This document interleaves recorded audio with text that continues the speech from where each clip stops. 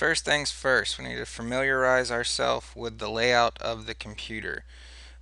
What I like to do is have all my icons where I can find them quickly. So these are all the programs at the bottom down here that I use on a daily basis, and I'm going to go over them one by one. This one is QuickBooks, Microsoft Word, Microsoft Excel, Microsoft Outlook. This is my burning application. It's called Image Burn. Also, if you put a mouse over these icons after a second or two, you should see an alt tag, and that's the little tag that pops up and tells you what everything is.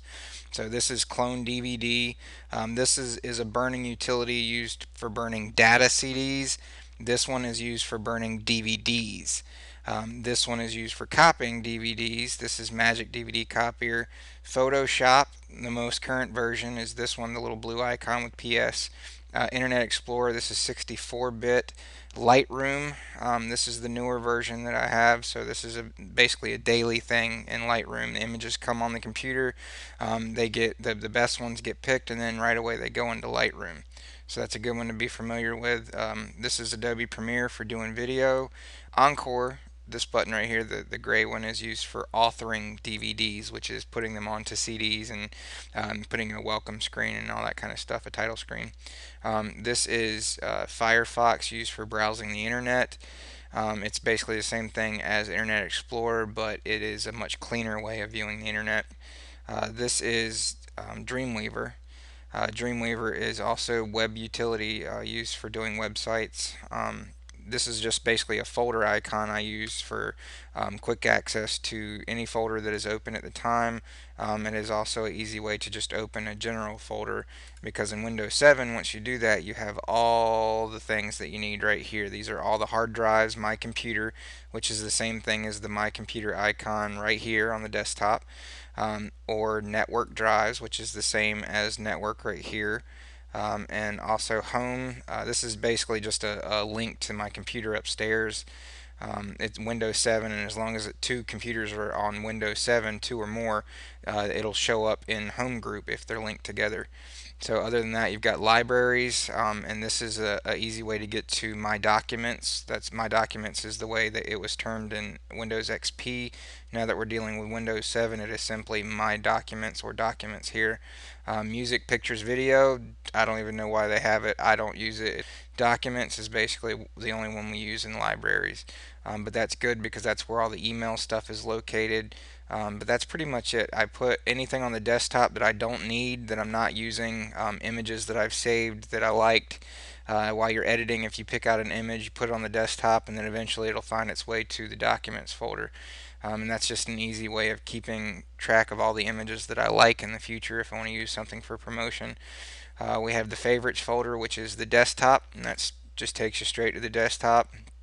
um, Downloads folder, anything you download, it's going to be in there. And then recent places, that's just things that you've seen on the computer in the past couple days. If you don't remember where you've been, you saw something you want to reference to bring up to my attention, that's an easy way of finding it by date and by time.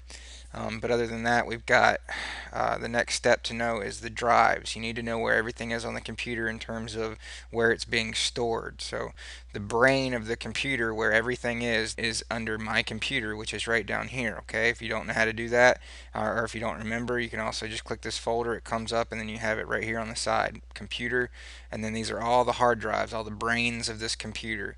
And the primary one is going to be big brain. That's where 90% of the things that I do are stored. Everything in the past has been archived. But once we take the photographs and put them on the computer, the process starts with primary edit. This primary edit and secondary edit. Secondary is a duplication of primary. See it, but never use it, never touch it. That's strictly for a backup of what's on the primary. In case this goes down, I have something else that I can use to recover those images and recover the files. But in terms of the layout of the drive, just simply click it. Oh, went a little too fast there. And it is easy to click and drag and drag things into each other, which is why we got to be real careful, especially once you enter primary edit here. And again, you can always do My Computer, and then go to primary like this. Okay, Once you enter this, do not click and drag. If I were to click this and drag it in here, we're talking about a major mess up, especially when you get into the files where the clients are. My system is called an inline workflow. And what that means is when you click this drive, primary edit, you have to be edited, and then the next step after that is in this folder. It is processed files.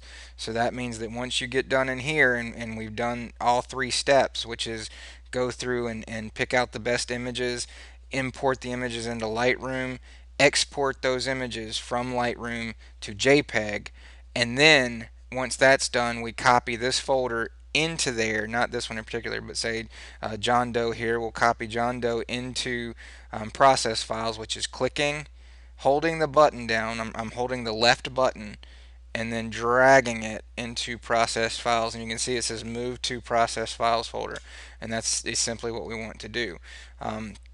Now this job right here has not been edited, so we need to leave that there if it happens to go in there, and we'll just do it. Well, let's do John Doe just in case. That's a big one, so if I were to copy that in there, it would take a couple minutes.